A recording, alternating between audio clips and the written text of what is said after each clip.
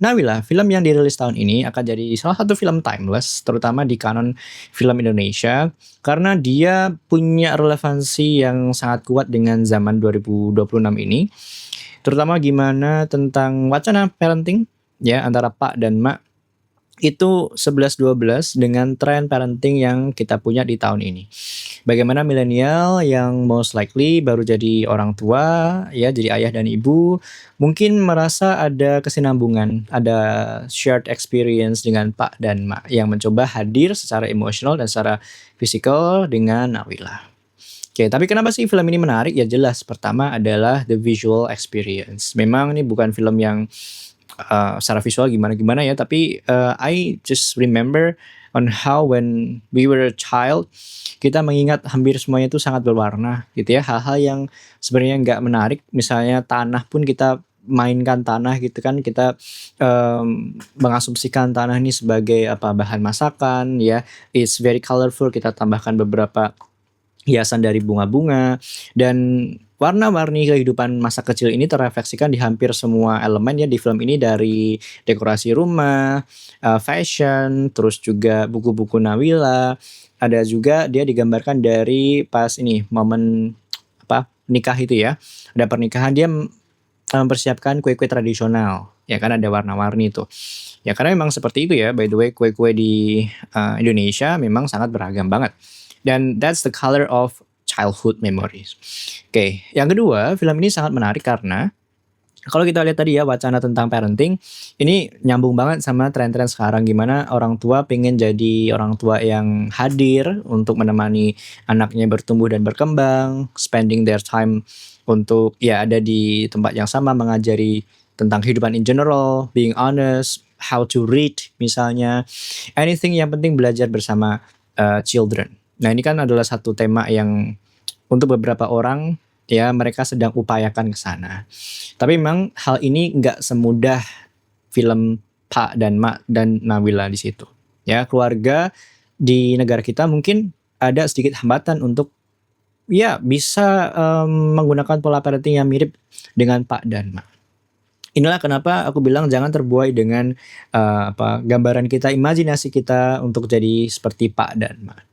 Ya, karena kita terbatas pada konteks ya beberapa kondisi kita, konteks sosiologis ya agak struggling untuk beberapa keluarga. Misalnya gini, contohnya adalah Pak dan Mak itu bisa menempatkan Nawila ke sekolah negeri, langsung keterima, privilege orang dalam.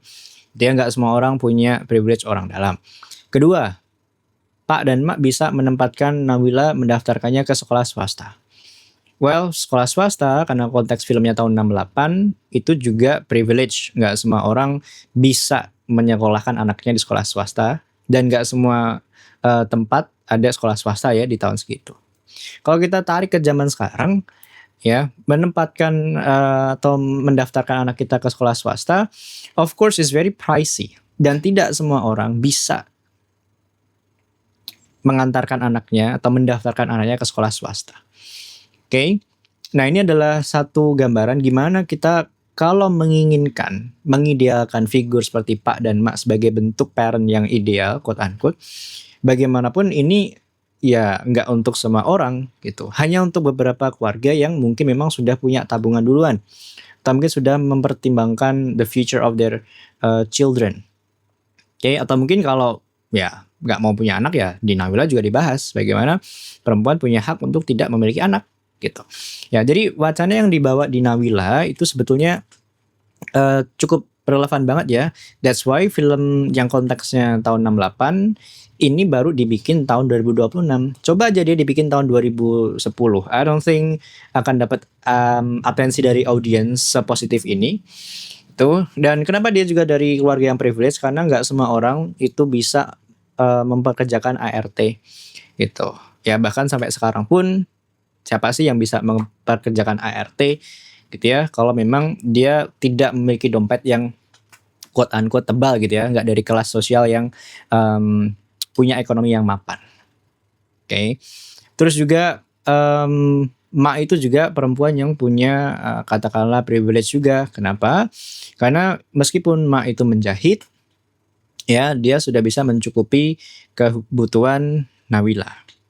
Ya, kalau kita tarik ke konteks sekarang, ya menjahit di rumah pun belum tentu bisa mencukupi kebutuhan keluarga. Meskipun memang kita punya Pak ya, di film itu ada Pak yang bekerja di pelabuhan.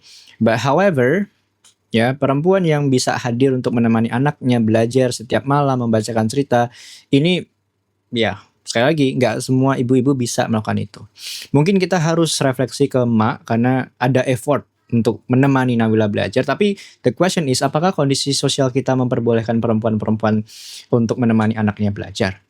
Terutama buruh pabrik itu ya, yang kadang kalau masuk shift malam jam 7 berangkat pulang subuh, atau mungkin yang berangkat shift siang pulangnya jam 10 malam. Apakah model parenting mak dan pak ini adalah model parenting yang ideal? Mungkin yes, but is it applicable in our real life situation? Well, that's the question. Ya, anyhow, ini film yang sangat menarik, agak kontemplatif juga ya, gimana kita harus jadi parent yang ideal untuk anak kita, tapi bagaimana kita harus berdansa dengan ketidakidealan itu di tahun 2026. Okay, that's my review of this movie. I'm gonna watch this movie again and again with my future wife and maybe with my future Nawila, I guess. Karena memang banyak yang kita bisa ambil pelajaran dari film ini. Belum lagi tentang pertemanan di masa kecil. But that's gonna be a different story. This is my review of Nawila. Bye-bye.